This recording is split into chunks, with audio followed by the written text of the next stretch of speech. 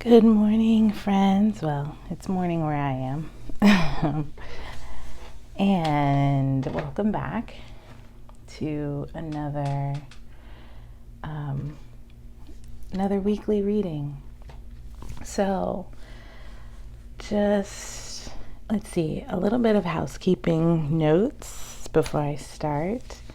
I actually recorded, I know I usually do the self-care reading, but I actually recorded several readings last week, and it just, I don't know, it just didn't feel impactful. One was really good, and I tried to do it on the fly outside, but I'm going to be honest, the camera angle was not that great, and so I looked pretty, not pretty. So, yeah, I didn't post it. But I did want to, what I'm going to do is put it on Gumroad. So that way, if you want to take a look at it, it'll be there. But this week, this is a different week. This is a weekly reading, and we're going to do the weekly reading for the week of May 23rd. Okay. So let's go ahead and get started. I'm going to put that little buddy right there. All right. Let's see. I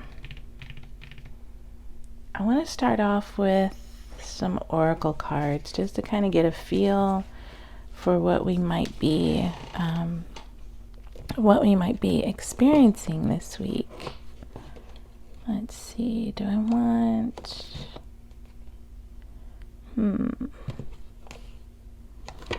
Let's look at the Gypsy Oracle cards. See what themes might come up for us this week as a collective.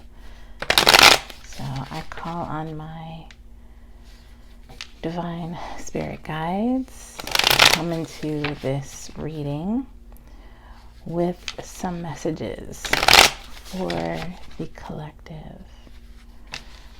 I'll do Gypsy Oracle and I'll do Kipper. So I'm feeling Kipper as well. And again, this may not be a message that's for you.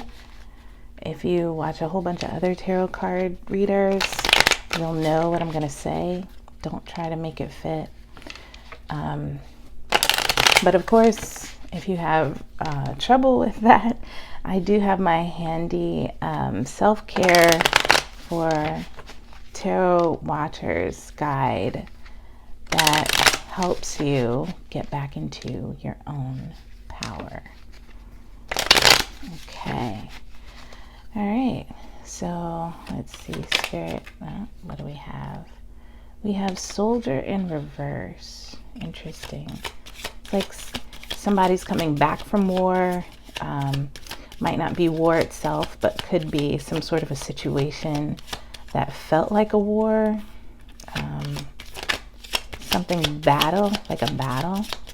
Maybe it could be something about your Mars placement this week, because I know I believe Mars is going into Aries. Or maybe you're backing down from a battle. Or someone is backing down from a battle. Let's see. Do you have anything else, Spirit? No? Okay. Interesting. Someone is backing down from a battle. And then at the bottom of the deck is Fortune in reverse. I don't think that's related, though. I'm not going to keep that. What does this say? Military. Yeah, military. Soldier in reverse could be somebody that you know that's in the military. That could be returning. Let's get Kipper out here. Here's my Kipper deck. Here we go. Okay.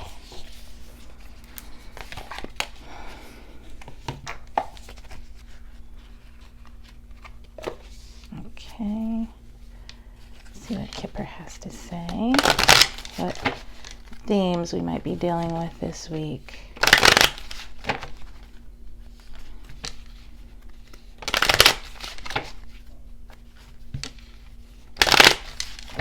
Okay.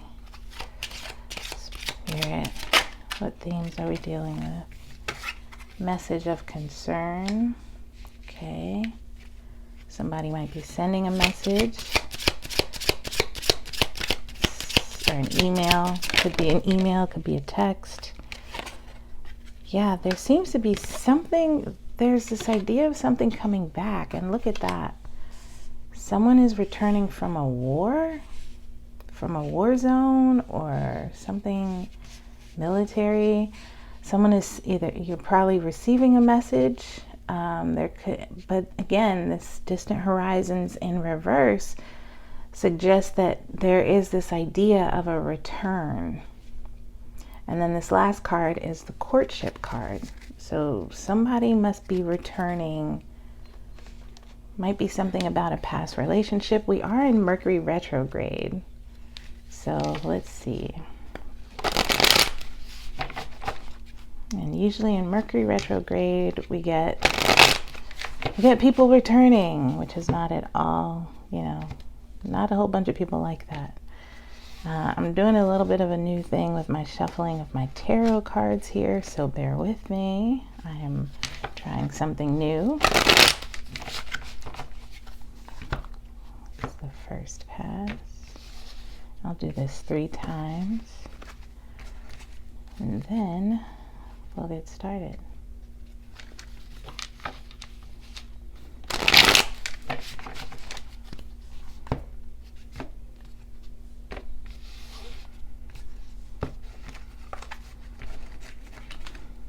Okay. All right. Message of concern. Let's see. Ooh, interesting. Huh.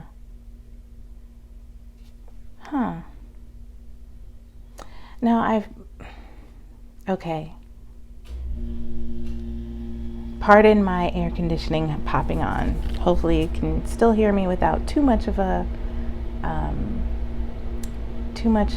interference. Intuitively, what I'm getting here is that somebody has been deeply changed. I sense that here with this someone, and I feel like, I don't think it's military related, but it could be. But I feel like this is someone kind of coming out of a war zone, coming home from a battlefield. But it could have been like an emotional battlefield. It could have been some sort of transformation in that way. Because death, and this is also Scorpio energy. Yeah, this is a very deep transformation here. Interesting. Huh. Oh, wow. Whew. Major Arcana energy going on so far in this weekly reading. So this could be someone returning,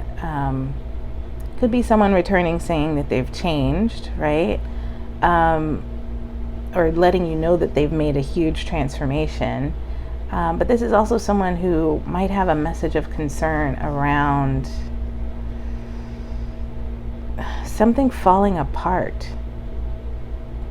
Someone's like sending a message about something that fell apart. I look at the Emperor. The Emperor in reverse is someone, and when I say someone, there is this overarching theme of, it's weird, I almost see this as like the combination of this, it's like a tower moment, and the Tower card is that card of, things, really big things that you've made, like, you've built up to be something super important, and then all of a sudden, bam, it falls all apart, the foundation, everything. But this is not, This is like Tower moment, but it's something that happened unexpectedly. And so someone is sending a message of concern about that. And again, there's this message of return. The Four of Cups in reverse, I think I've talked about this one. I believe I talked about this one in the last weekly reading. But this is almost it's like a rejection of a rejection. I don't know where that comes from. Someone is returning. Oh no, someone is returning from a rejection. Ooh, and this is why the Emperor is in reverse. Someone got their ass handed to them. Ooh. Oh, wow. Someone got their ass handed to them. Okay. And when I say someone got their ass handed to them, someone was all up in their power, all up in their, all up in what they thought was right or good. And now, and when I say had their ass handed to them, it's like someone went out into the battlefield thinking, ooh, I got this, I'm going to do this. And they got out on that battlefield and they realized this is a deeper battle than I ever thought I would need to fight. And this is like the fall, it's the fall of the structure of an empire. The energy that created still exists, because the Empress is not out here. But this is looking like somebody's empire has completely crumbled. And someone is coming back from a rejection, like a very big rejection. Okay, let's see. The Hangman, courtship.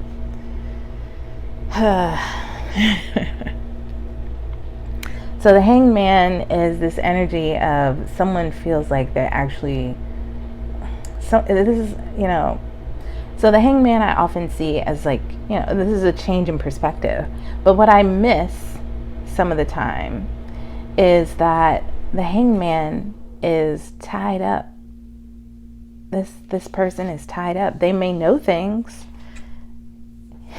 And I'm hearing that statement. They may drink and know things, right? This person might also be a drinker. And what they're seeing in you, oh my goodness. Yeah, this is like somebody coming back to court, right? I'll talk about that card. Someone is coming back from a rejection in order to, but this courtship card is like, it's almost like, this card came out last. And so I'm feeling like there's kind of a last resort energy to it. And it's highlighted a bit by this Hangman energy.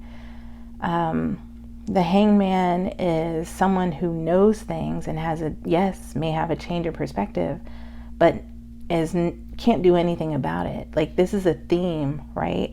This is a theme of having an understanding, but not being able to act. So to me, that just feels like stuck energy, like someone, when I feel it, I'm feeling off of the courtship card. And there's just this, look at the people in the card. They kind of feel like they're just kind of stuck with one another. They don't really look romantic. They're holding hands, but they're both looking off in different directions. But I see that there's like this commonality, this sharedness, and but either way, the courtship itself just looks like stuckness. Like somebody's just like coming back or returning after having their ass handed to them, being deeply transformed, in order to, could be that they're trying to work on something, but again, what can they work on? It's not really much here. That's kind of what I'm getting. At the bottom of the deck is the Queen of Cups. The Queen of Cups is the energy of someone who is able to really look at emotions in a way that is, what's the word? Someone who is able to be like a container for difficult emotions, or even, and you know, a lot of people have difficulty with a lot of emotions. But the Queen of Cups can hold space while also maintaining her dignified emotional space, her mature emotional space. So this is someone, you know, this could be about, but this could also be about someone having some sort of, I don't see any swords out here, so I don't see any kind of mental issue, but I can see here there is some big emotional issue that is coming up here for examination. And I say examination because I see the Queen of Cups very deeply looking into that cup that she's holding. And I feel like it's actually someone deciding whether or not they want to be the container for this.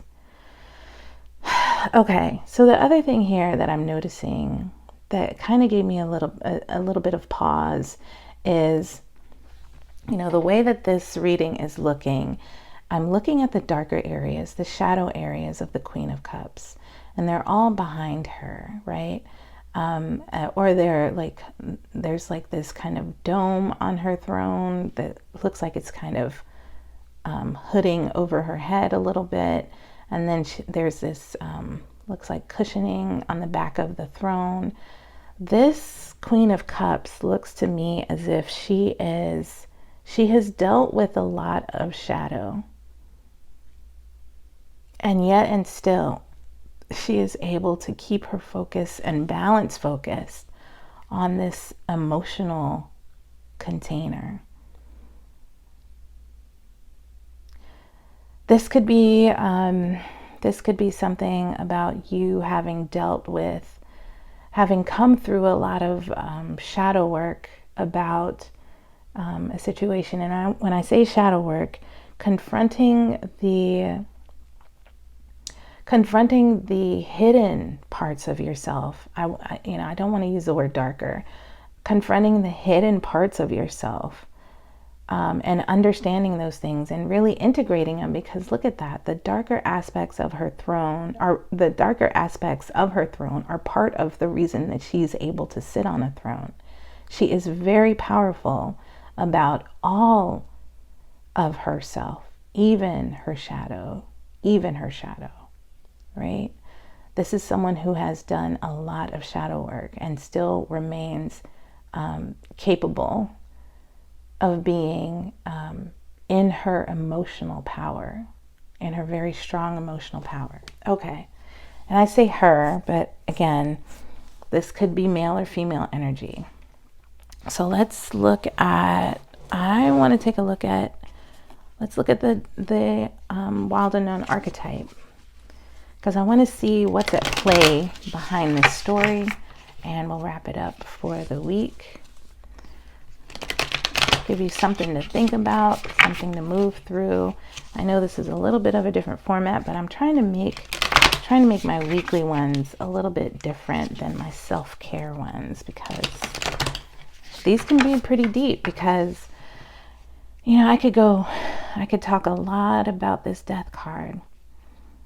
But this is someone recognizing, you know what, I'll go into it. This is someone recognizing that the systems that they built up to fortify themselves going into battle, failed. Death came in. And when I say death, I mean transformation, scorpionic energy. Someone had to go into their deep darkness, and they were not ready for that battle. Someone had to go into their shadow, or they were met with their shadow unexpectedly or unprepared. That's what it was. Soldier going into battle without the right, when you're going into an emotional battle and you don't have the right tools, you're going to fail. You're not gonna make it, right? This message of concern, I look at the 4 and the 1, add it together, that's a 5. And then Emperor upright. Emperor is a 4 card. And 4, yeah, there's a message here about the change of an environment, the change of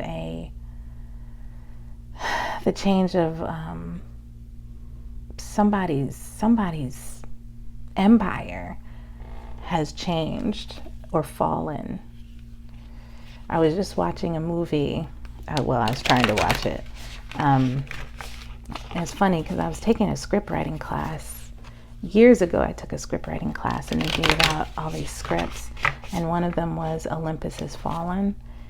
And yeah, I read it pretty quickly on a plane ride to Atlanta. But it was a pretty easy read. But, you know, it's one of those, could be like a perfect script. But here, there's this idea that there is no script, right? There's a message of concern, but it's like someone didn't follow the script, kind of a feeling.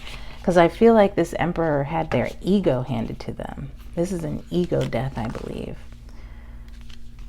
And I think that's the message of concern. Someone didn't follow the script. Someone did not follow the script. Wow. Distant horizons. All right, let's go ahead and get a message out here. All right. Spirit. Ooh. All right. Whoa. The mother. Interesting. Interesting. The mother. The prayer. What else? The mother, the prayer. What's going to help? I don't know if this is going to help. We'll see. The mother, the prayer, and the seed. Interesting.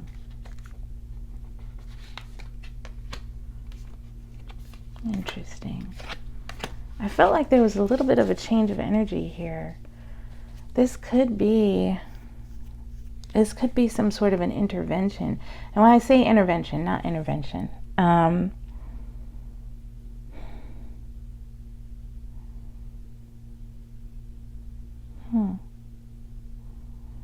This is the birth of some new, wow. And when I say birth, I mean the beginning. This is wisdom. This could ultimately be this idea of the creation of wisdom in chaos. Death brings new life, right? The mother, the seed. Look at this. The lover at the bottom of the deck here. All right, so let's look at what all this looks like put together.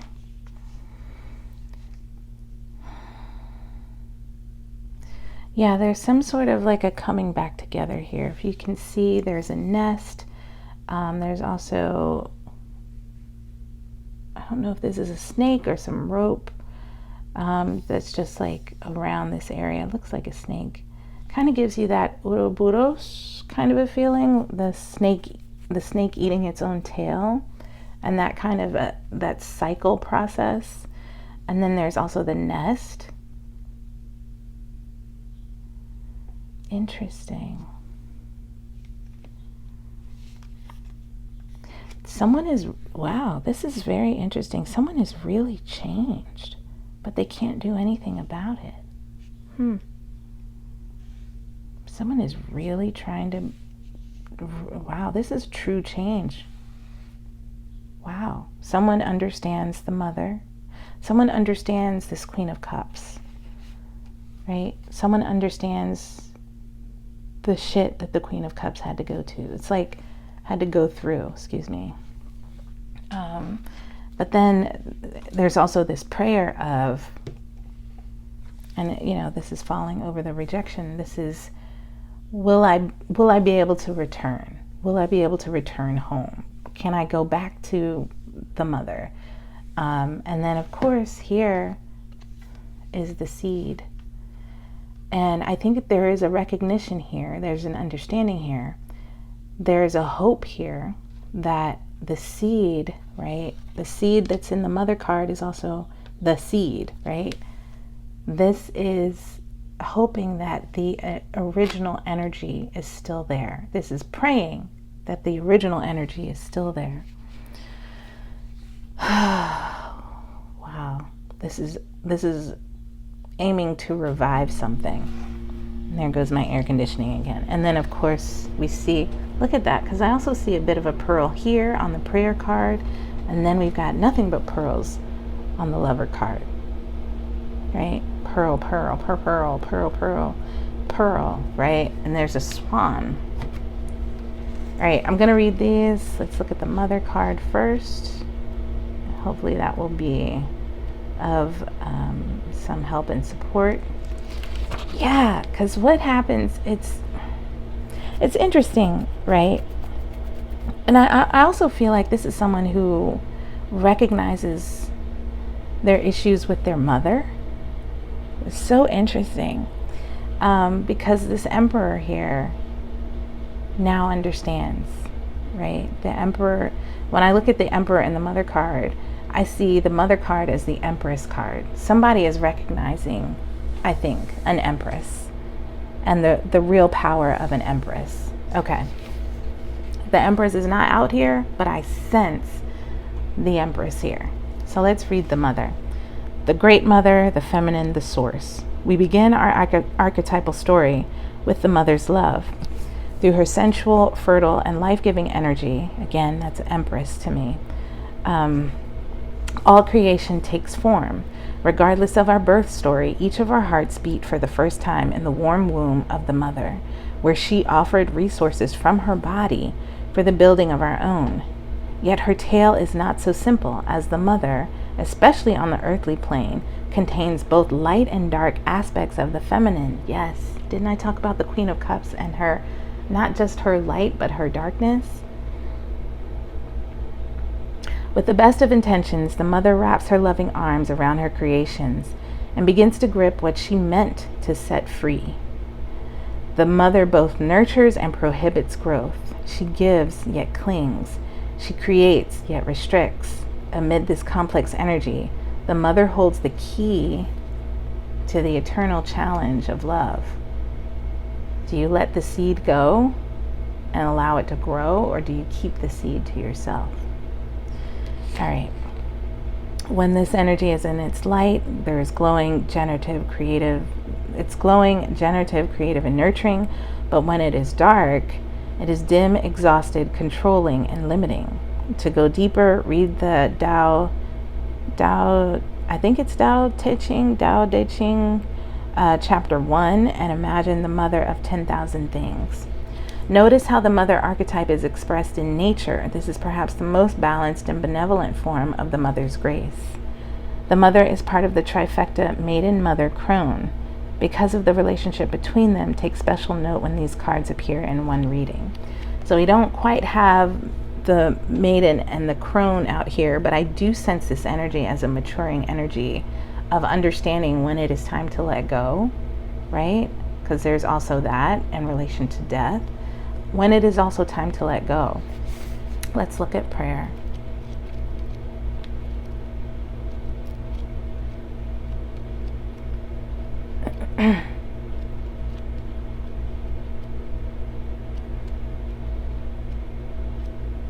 Okay. The prayer, the worship, the reverence, the homage. What is prayer? When are we not in a state of prayer? When are we in a state of prayer, and when are we not? To whom or what do we pray? Archetypally, the practice of prayer has been with us since the dawn of time as a remedy for the omnipresent, self-centered thinking that spins us toward illusion. Prayer leads us beyond our ego. Prayer leads us beyond our ego. Didn't I say ego death earlier? As we move from our little story to the big one. Some say we are in a state of prayer anytime we are not the center of our own thoughts. Others say prayer is a natural result of gratitude. Perhaps it is simply surrender. Yeah, I see surrender here. I see in this hangman definitely this idea of someone getting it but unable to act on it. Someone getting it but letting go and not either letting go and not working on it, or letting go and letting it do as it would do, right? Trust that the seed is going to do the seed's job here.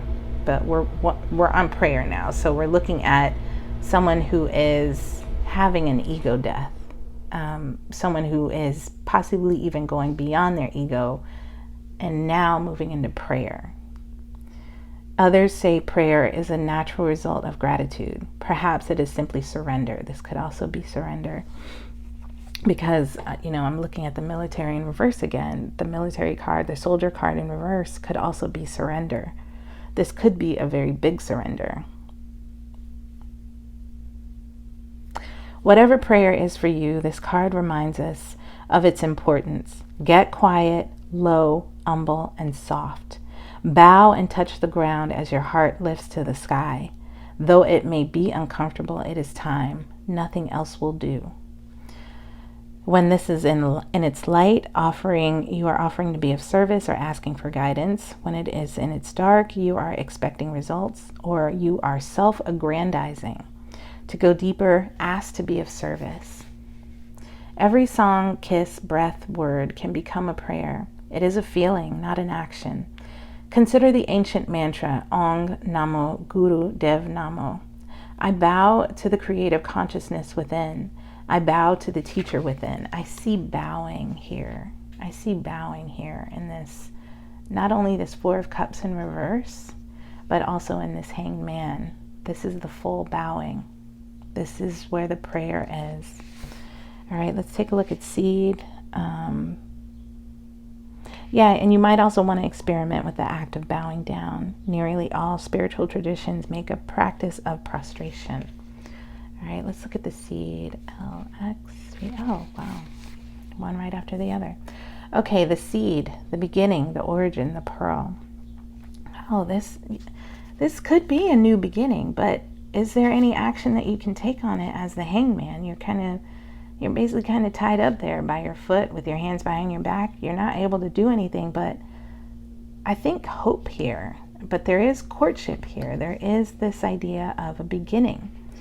Okay, the beginning, the origin, the pearl. Beginnings come in many forms. They are not always a beautiful seed placed intentionally in nourishing soil. Origin stories, like any birth story, are complex, surprising, multi-layered, and usually reveal a central image or detail that represents the fully formed being. Simply stated, the end is present in the beginning. Yeah, the end is present in the beginning. It always comes back to Mother, right? At least in this reading, or at least, and even in the bottom of the deck here, the Lover too, and in the prayer card. It always starts with the seed. The end is present in the beginning, or the entire oak tree resides within the acorn. Whether you follow this imaginal theory or not, know that when this card appears, there is potent generative energy all around. It stirs your very insides and usually results in an antsy, impatient feeling. Pay particular attention to what agitates you, as it is a sure sign of growth to come. You are bumping up against a growth edge. It is from the grit that the pearl eventually comes to be. So when this energy is in its light, you are generative, fertile, germinating, and building. When it's in its dark, you are festering, stewing, and dormant. To go deeper, read James Hillman's Acorn Theory in the Soul's Code, which is so funny because I've been meaning to pick up some more James Hillman books. So I'm excited about that. But I hope that you are also seeing that, as I talk about this, and if you watch my channel or you're involved in this idea, there is this understanding here of, I feel as if there's this understanding of the masculine side of the self with the feminine side of the self. This doesn't have to show up externally. This could just be something that is happening internally, where you're having that conversation, right? those two energies that we all have are talking amongst each other and coming to this sort of a balanced, right? This sort of a courtship, an internal courtship of self. And in that is the seed, the beginning, the origin, the pearl. This could be an origin story for you, a new origin story for you. Okay. All right, so let's read the Lover card that's at the bottom of the deck, because I want to see a little bit about that. I want to look into that card. Okay, XVII. Where are you? Okay, here we go. The Lover. I'll put it right there so you can see it. Yeah, let's put it right there. The Lover, the heart, the beloved, the devoted. Pulsing through the heart of the Lover is gratitude. Actually, you know what? It's funny. I'm seeing courtship and I'm seeing the Lover card, and it's just kind of all, like, it's a story that is uncovering itself as it goes along. And of course, as with any story, I have to say, when you're watching tarot videos, sometimes you have to let the energy play itself out. You can't know the future, right? As evidenced by the seed card. This is the beginning, but it also shows the end, right? You can never tell, but you have to be in the story. You can't always step out and say it's supposed to be this way, it's supposed to be that way, because you're not living the story. You're not involved in it anymore. Be in your life. Okay, anyway. The Lover, the heart, the beloved, the devoted. Pulsing through the heart of the Lover is gratitude. The Lover appreciates and experiences the world through the senses, reveling in beauty, song, art, music, sense, and sensuality. This energy awakens at the tip of our tongue when we taste the sweetness of honey, kiss a lover, or speak gentle words to a child. The Lover lingers in foreplay, aroused not by the getting there, but by the slow merging of self and the other. The slow merging of self and the other. That's in the Lover energy. This is the coming together, even if not externally in relationship. This is you with yourself, you with your higher self, you with your, if you think about it as two things, you with your masculine side and your feminine side spiritually, right? That energy coming together.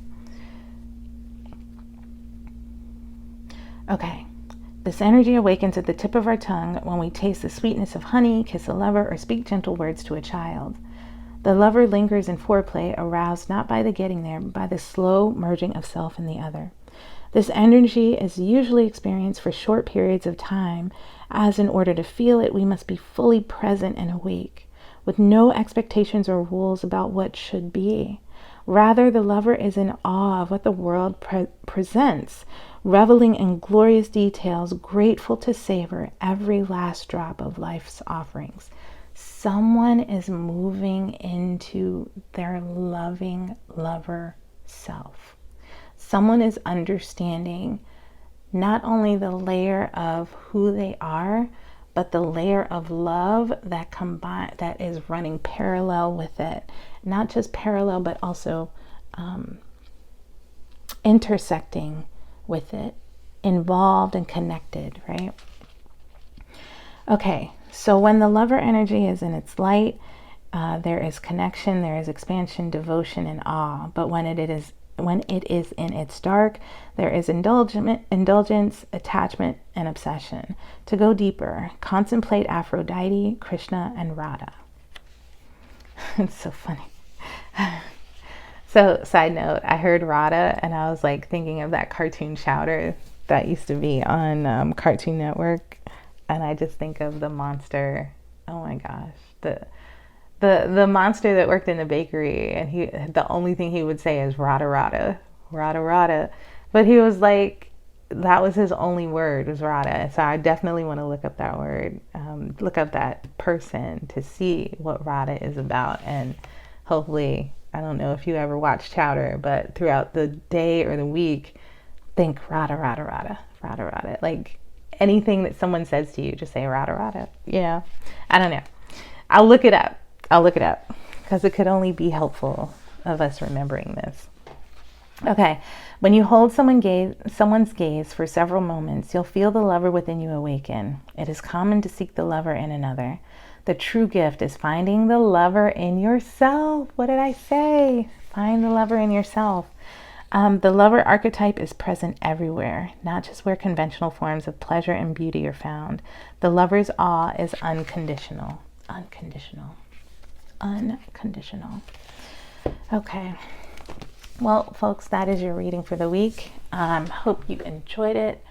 And I will see you for another self-care video for sure at the end of this week, or probably even like the middle of the week, because I kind of want to space it out a little bit. So thank you so much. Have a wonderful day and a wonderful week. See you soon. Bye.